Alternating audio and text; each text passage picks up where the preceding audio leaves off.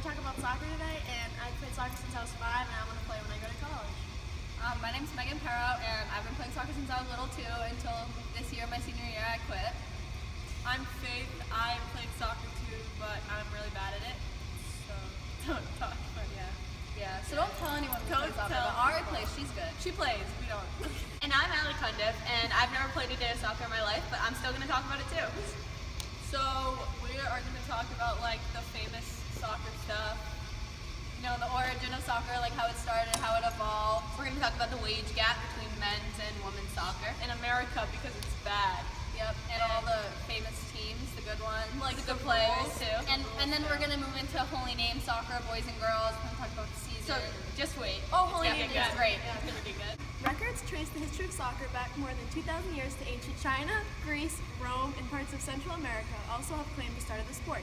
But it was England that transitioned soccer, or what the British and many other people across the world called football, into the game we know today. The English are credited with recording the first uniform rules for the sport, including forbidding tripping opponents and touching the ball with hands. As the sport developed, more rules were implemented and more historical landmarks were set. For example, the penalty kick was introduced in 1891.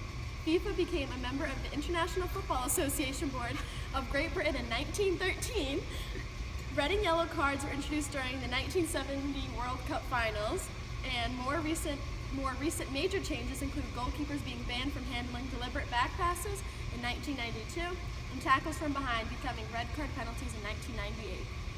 Most of the famous historical soccer players are not from America, they're from Europe and like Italy and places. So some famous people are Pelé do Nascimento from Brazil. So Pelé, he scored 6 goals in the 1958 World Cup, and that's when Brazil got their first title, so that's pretty dope. And Lev Yashin from Russia, he took more than 150 penalty shots in his career. That's like, whoa. And then Marco van Basten, he's from Holland. He got a bunch of like prestigious awards for soccer too.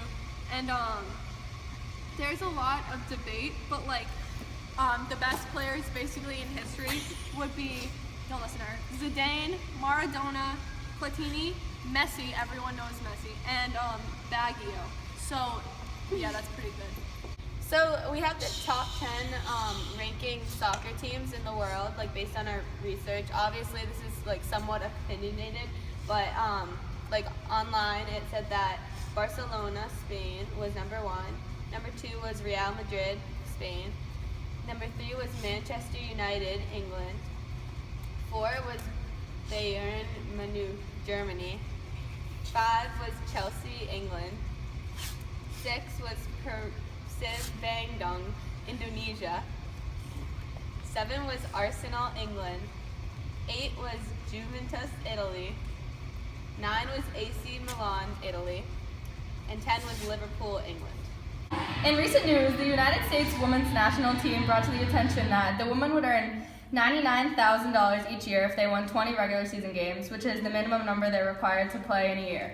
But the men would likely earn $263,320 for the same feat, and they would also get an additional $100,000 even if they lost all 20 games.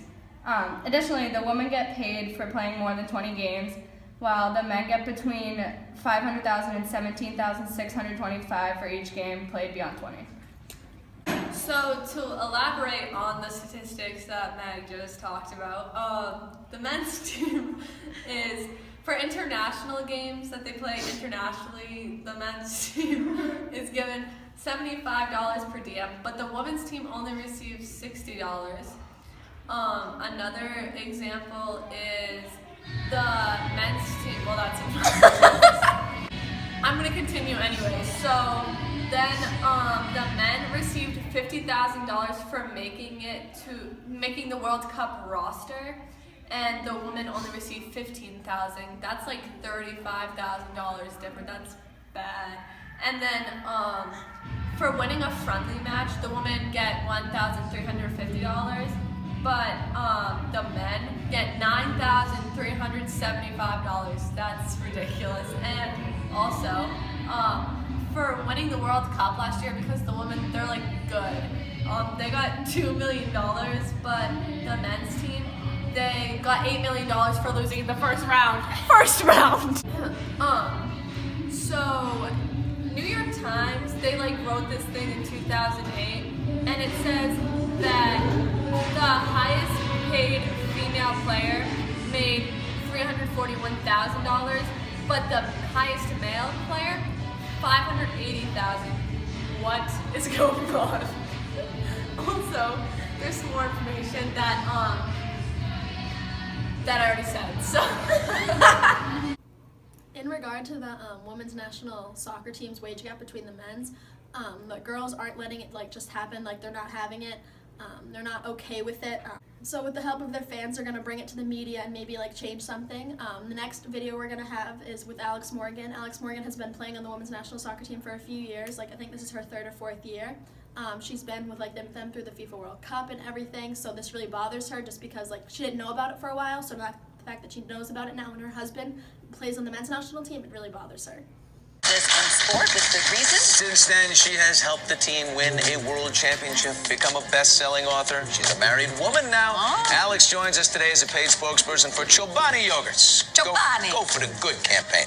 We'll talk about that in a minute. But we have an equal pay issue going on here that I think people will find very interesting because the finances and the way it's, in national soccer, people don't know much about. But we do know that the women's soccer team has done a whole lot of winning on the national level, and the men's not so much. How much of a disparity is there?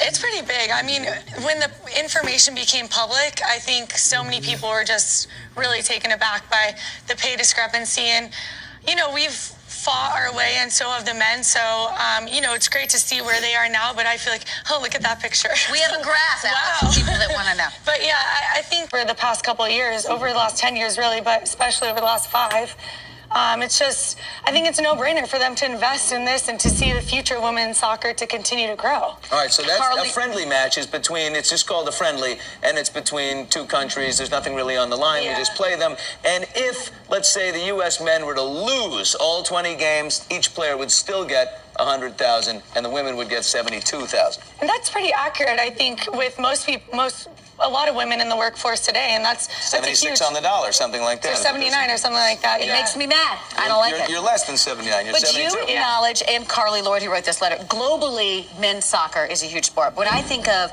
U.S., I can name so many women's players, not so many men's players, but I like what Carly wrote. She says, I understand that the men's World Cup generates vastly more money than the women, but the simple truth is that U.S. soccer projects that our team, your team, will generate over $5 million in profit, while the men will lose $1 million. So if you just look at those numbers alone, why is there any kind of discrepancy? Yeah, I mean, it's difficult because on the global scale of things, usually women's teams don't generate as much revenue as men's teams, but you have to look just in the U.S., and we do, and we have, and we will continue in the future, and U.S. soccer has projected for us to continue to generate more revenue than the men. Our only basis of comparison is the men.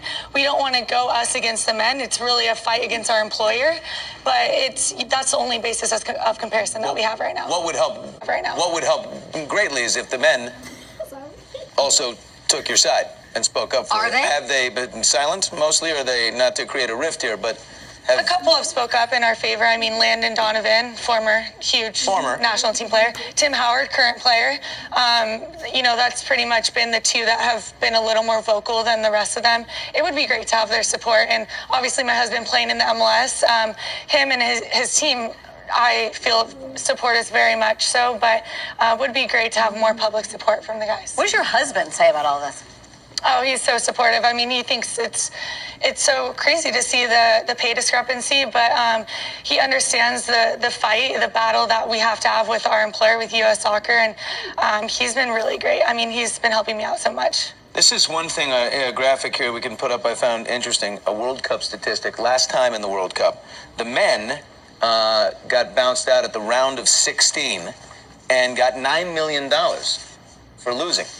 And the women went on and won the whole darn tournament and got $2 million for winning.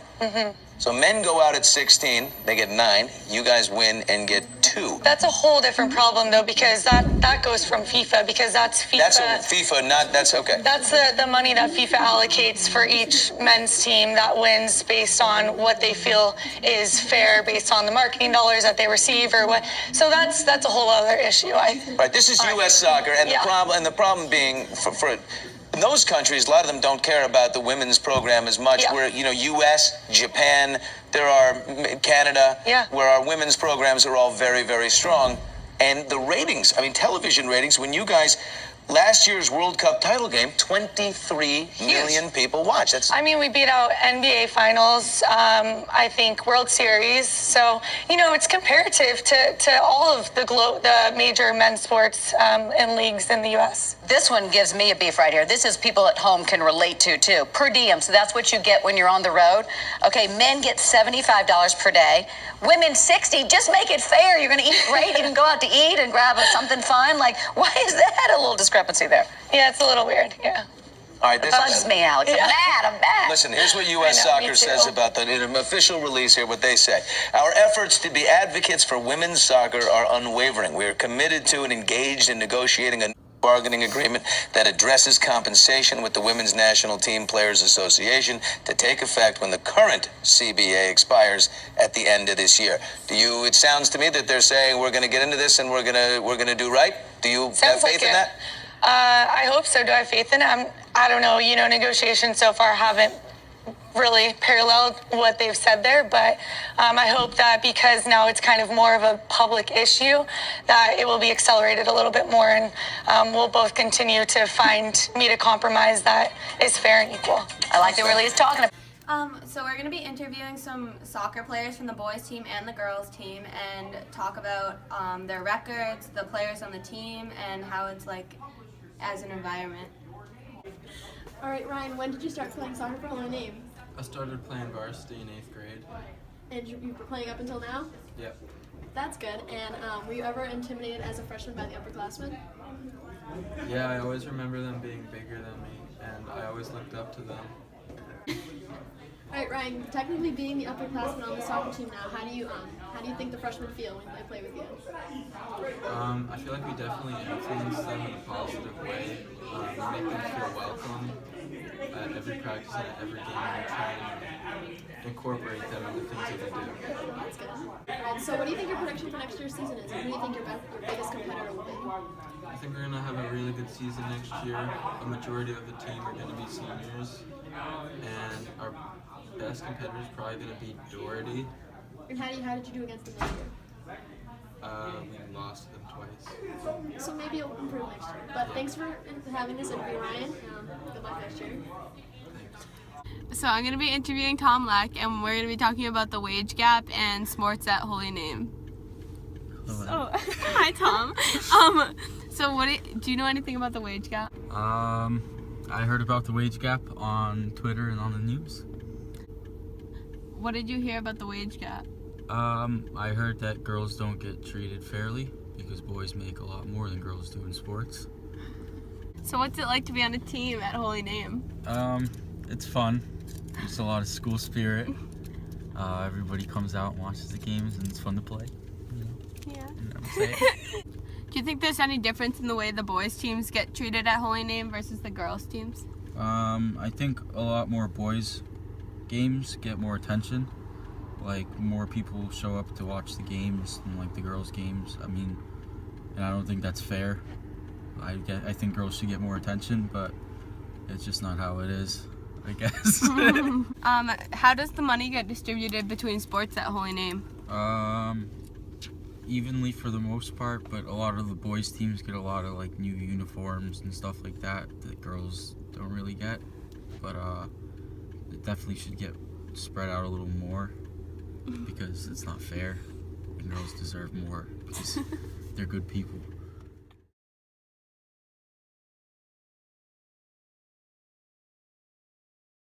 Is it fair how the money gets distributed at Holy Name? What am I supposed to be asking again? Just take this last shot and pull.